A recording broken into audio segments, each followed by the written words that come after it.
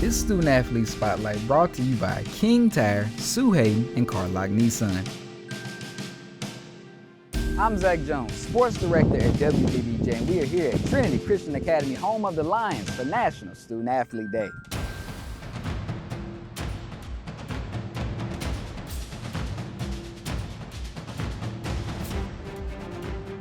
I'm here with Griffin Graves. And what college are you going to? Auburn University. And what position do you play? Pitcher. Pitcher. Okay, all right. We're gonna get to Auburn. All right, we're gonna get to that. Let's start here though. What I want to ask you about where it all started for Griffin Graves, right? Because you got some kids that got the natural talent that just pick it up in high school or maybe get things going.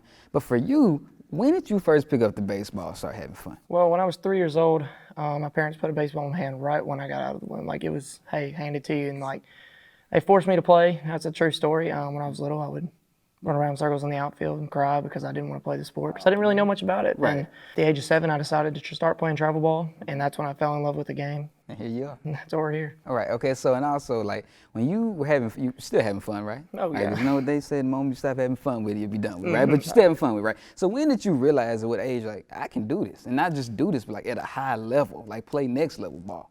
When I was ages 9 through 12, I was kind of developing my skill at the plate and on the mound, and people were telling me like, hey, like you got a chance to play college baseball. I was like, no, I don't. Yeah. I'm like, that's a long shot. Like this is crazy. And get to age 13, and I decided to like think, okay, maybe I should really try to play at the next level. So I started working out a lot, like trying to perfect my craft and get better. And then at the age of 15, I chose to go play for a guy in Georgia who could get me to college, and I ended up getting there. I mean, I had the natural talent. I just needed to slowly develop.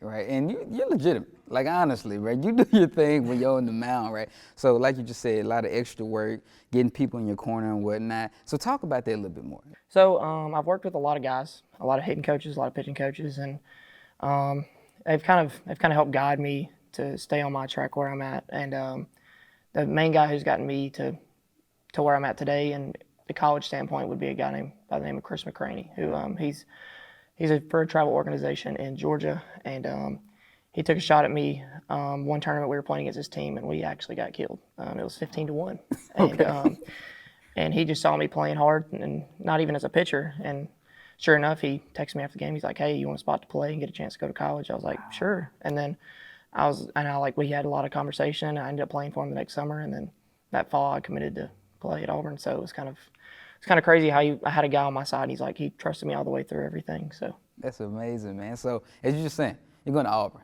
Now, I don't want it to be like a dumb question I'm about to ask. You're going to a Power 5 school, right? And the thing is, people are like, well, why you want to go to a Power 5 school? It's a Power 5 school. It's a Power 5 school. But for you, what was the one thing that put the cherry on top? You're like, okay, I'm heading to Auburn now. So and it was pretty early. I was 15 years. I was still 15 years old. I couldn't even drive a car yet. Okay. So you're just thinking, you're like, how is this kid going to commit without driving a car? But right.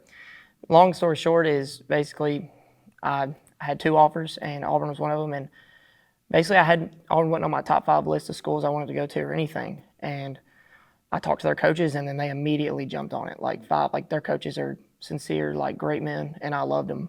I mean, and some like history with the Atlanta Braves there, because they have some guys who went and played for them. And right. At the time, the pitching coach was Tim Hudson. So we loved watching Tim Hudson when he played. And then we met the coach, and we talked to him for an hour one night, and it was absolutely crazy because we were hooked up from that moment on, basically. And we went and saw the campus, and we were like, well, we're sold. We're like 2 days from now, I committed actually on my birthday. So, wow. So I could be able to drive at the age of 16. Yeah, there you go. We there. Okay. Look at it like that. All right, so, and you said from 3 years old, they put the baseball into your hands, man. So now you're going to another level to play. So you're pushing yourself in. You didn't just settle and said, you know what, I'm just going to dominate at this point or whatnot. You're going with the best of the best. So tell me how that's pushing your game to another level. So I've always wanted to play with the best people I can play with, and it's like how good can everybody else around me be to make me a better player? Mm-hmm. So it's like once I become one of the best or possibly the best player on the team or whatever, like if you want to call it that, then I would push myself to go with somebody else. Like I want to work with older people maybe to learn more, be more knowledgeable of the game.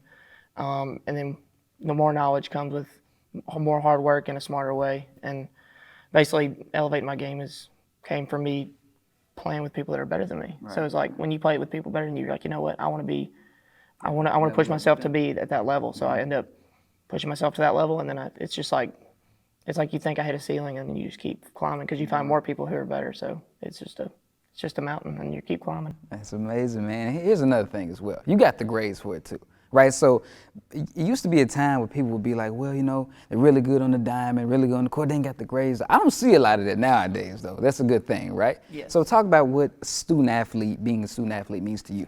Being a student athlete to me is my parents have always pushed me to work hard in the classroom. They never let me in middle school, even when the grades really didn't matter. They didn't let me slack off. I would be punished for bad grades. Like they would be like, hey, you need help studying. Like they were willing to help too. So take the time out of their day, even though they've done a whole day of work. So it's kind of like, it's great to see that my parents were along with me the whole time. And even in the school aspect where I almost would try to say, all right, well, this doesn't mean as much because I'm good at baseball.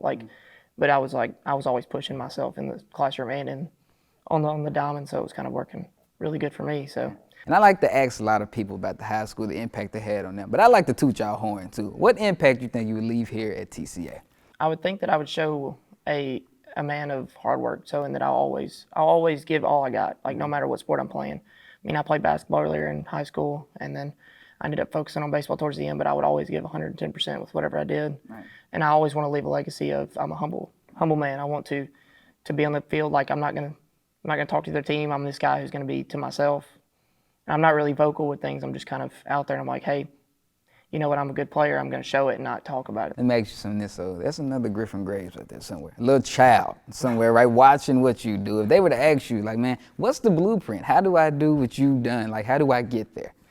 Biggest thing for me was consistency, continually to do it. Like COVID was my biggest impact on me was when I basically just went out in my garage and I worked out every single day. It was just like, well, okay, go out there and work out. Mm-hmm. Nobody's motivating you to do it. You're just by yourself. So it's like the motivation to me is that there's a goal, and is when there's a goal, there's a starting point, and then the starting point leads up to that goal. And if you work up to that goal, then hey, set another goal. Like, because when you keep hitting goals, people are like, oh my gosh, how'd you do it? And you get to share your story on how you became a better athlete and a better player, and it makes you more happy about your success. Yeah, to keep setting your goals, right?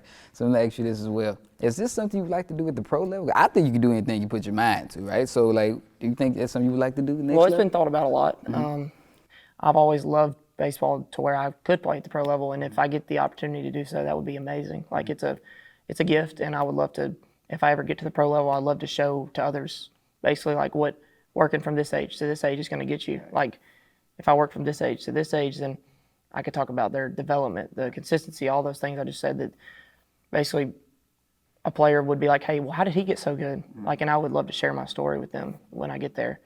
So, and yes, I think pro ball would be an amazing thing to be a part of. And if I ever get a chance to, I will. So it'd be a blessing. Hey, when you do, we're going to come back to this interview right here. All right, man. You got anything? This interview right This here. one right here, we'll come back to this one. You got anything else?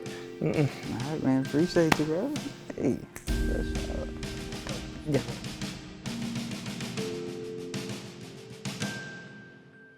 Celebrate National Student Athlete Day with WBBJ Jackson. With hard work and determination, you just can't lose. Special thanks to our sponsors, King Tire, Sue Hayden, and Carlock Nissan.